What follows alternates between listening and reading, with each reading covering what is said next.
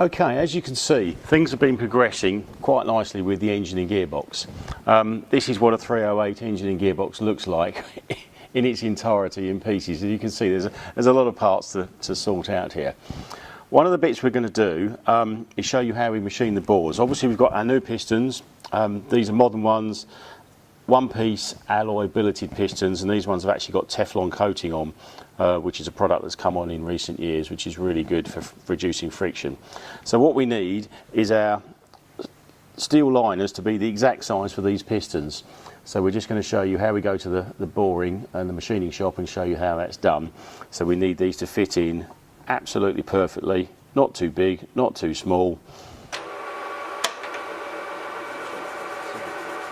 You can see there's a big steel plate on top of the block. The purpose of this is to hold the liners in, because we've got steel liners in an aluminium block that press in and out, so that holds the liners absolutely square to the block while the machining is taking place. This is the first rough cut. Now it moves on to the second process, which is the fine sizing. This is called the reaming. So it takes out minute amounts just to get it absolutely spot on. What you'll also see is it goes up and down quite a lot through the travel of the bore.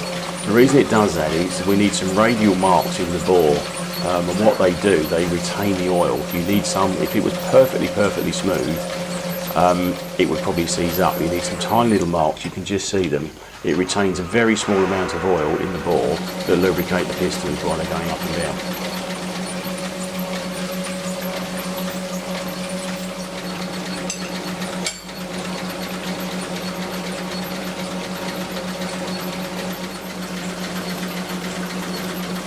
You can see it's just creating those radial marks with the whole height of the bore that we need.